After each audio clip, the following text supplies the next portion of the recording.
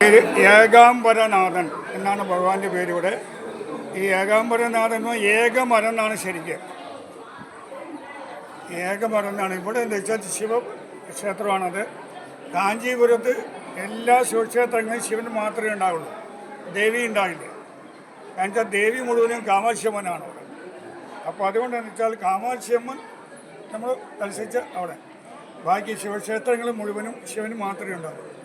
കാമാക്ഷിയമ്മൻ തപസ്സിരുന്ന് കാമാക്ഷിയമ്മൻ ക്ഷേത്രത്തേക്ക് പോയതാണ്. ഇവിടെയാണ് തപസ്സിരുന്ന സ്ഥലം.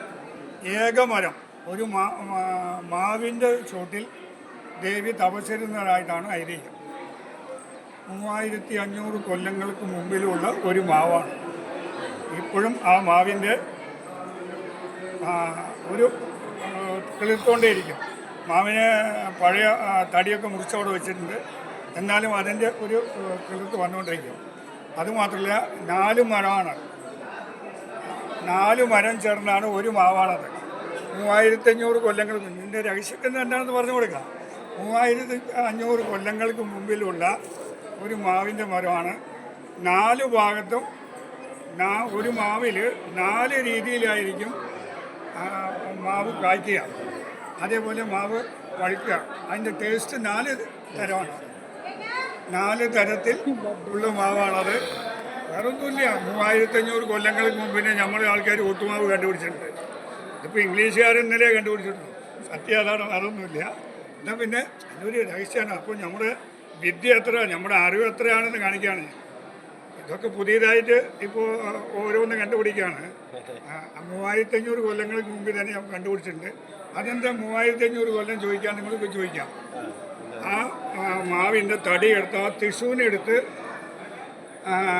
ഇപ്പോൾ എന്തെല്ലാം ചെയ്ത് നോക്കുന്നുണ്ടല്ലോ, അതിൻ്റെ ജീവൻ എപ്പോഴാണ് ഉള്ളതെന്ന് കാണാൻ പറ്റും എന്ന്. അതൊന്നും ഇപ്പോൾ 3500 കൊല്ലങ്ങൾക്ക് മുമ്പിലാണെന്നാണ് പറയുന്നത്. അപ്പോൾ അതിൻ്റെ തടിയെല്ലാം കാണാൻ പറ്റും. ഇപ്പോഴും ആ മാവ് എടുത്തുകൊണ്ട് വരുന്നുണ്ട്. അത് മാവ് കാച്ചു കഴിഞ്ഞാൽ 4 ഭാഗത്ത് 4 ടേസ്റ്റിലായിരിക്കും മാവ് കായ്ക്കുക. അതിൻ്റെ താഴെ ഇരുന്ന് തപസ്സിരുന്ന ദേവിയാണ് ഇവിടത്തുള്ള കാമാക്ഷി. ഇവിടെ ഏകാംബരേശ്വരൻ. ഞാൻ ഇന്നലെ പറഞ്ഞോളൂ, ഇതാണ് ശൈവ പെരിയ കാഞ്ചി എന്ന് പറയുന്ന സ്ഥലം. ഇതുപോലെ തന്നെ നമ്മൾ നടക്കും ആ ഗോപുരത്തിനും നമ്മുടെ അകത്ത് വന്നതിനൊന്നും ഒരു രീതി ഉണ്ടാവില്ല. ഭഗവാൻ അങ്ങനെയാണ് നോക്കി നിൽക്കുന്നത്. എന്നാൽ പിന്നെ ഇവിടെ ഒന്നുമില്ല, ആ ഗോപുരമില്ല. ഗോപുരം എവിടെയോ കണ്ടു നമ്മൾ. അപ്പോൾ ഇവിടെയും അതൊക്കെ മാറ്റി വെച്ചിരിക്കുകയാണ്. കാരണം പെട്ടെന്ന് കയറിക്കഴിഞ്ഞാൽ ഭഗവാൻ എവിടെ നിന്ന് അറിയാൻ പാടില്ല. അന്ന് കാലത്തെ പ്രശ്നം ഞാൻ ഇന്നലെ പറഞ്ഞല്ലോ. അപ്പോൾ അതുകൊണ്ട് ശൈവ വൈഷ്ണവ കലാപം നടന്ന സ്ഥലം. അപ്പോൾ ഇതിൻ്റെ അകത്ത് 108 വൈഷ്ണവ ക്ഷേത്രം പറഞ്ഞില്ലേ, ഇതിൻ്റെ അകത്ത് ഒരു മഹാവിഷ്ണുവിൻ്റെ ക്ഷേത്രമുണ്ട്. ഈ 108 വൈഷ്ണവ ക്ഷേത്രത്തിൽ ഒരു മഹാവിഷ്ണുവിൻ്റെ ക്ഷേത്രം എന്ന് പറഞ്ഞെങ്കിൽ ഈ ശിവക്ഷേത്രത്തിനകത്ത് കയറണം. ശങ്കരാചാര്യൻ ഈ പ്രശ്നങ്ങളൊന്നും ഒതുക്കാൻ വേണ്ടിയിട്ട് ഒരു മഹാവിഷ്ണുവിനെ ഇതിൻ്റെ അകത്ത് പ്രതിഷ്ഠ നടത്തി ശൈവന്മാരെ പൂജിക്കാൻ പറഞ്ഞു.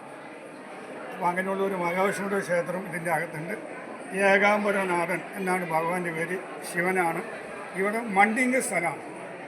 ഇതാണ് നമുക്കൊരു ഭൂമിയുടെ സ്ഥലം. പഞ്ചഭൂത സ്ഥലങ്ങളിൽ നമുക്ക് അഗ്നിയുടെ സ്ഥലം തൊഴുതു തിരുവണ്ണാമല. ഇത് പഞ്ചഭൂത സ്ഥലത്തിൽ ഭൂമിയുടെ മണ്ണിൻ്റെ സ്ഥലമാണ്. അപ്പോൾ ഇതിൻ്റെ അകത്തുള്ള ശിവലിംഗം മണ്ണ് കൊണ്ടുള്ള ശിവലിംഗം. അപ്പോൾ അതിന് അഭിഷേകം അങ്ങനെ ഒന്നുമില്ല, വെള്ളമൊന്നും ഒഴിക്കില്ല. ഒരു ചാന്തങ്ങോട്ട് പുരട്ടി കൊടുക്കും. അത് 3 മാസം 6 മാസം അവർക്ക് ഒരു ദിവസങ്ങൾ അതിനൊരു ചാന്ത് പുരട്ടി കൊടുക്കും. ഇല്ലെങ്കിൽ ആ മണ്ണങ്ങോട്ട് തിരിച്ച് വീഴും. അതുകൊണ്ട് അത് മണ്ണ് താഴെ ഒരു പഞ്ചലോക പത്രത്തിന്, ആ പഞ്ചലോക പത്രത്തേക്കാണ് അഭിഷേകം. നമുക്ക് അകത്ത് കയറി ഏകാംബരനാഥനെ തൊഴാം. അത് കഴിഞ്ഞ് പിന്നെ മാവിൻ്റെ ആ 4 തരം കായ്ക്കുന്ന മാവ്, ദേവി അവിടെ ഇരുന്ന സ്ഥലം, അതെല്ലാം നമുക്ക് തൊഴുതു വരാം. വലിയ ക്ഷേത്രമാണത്.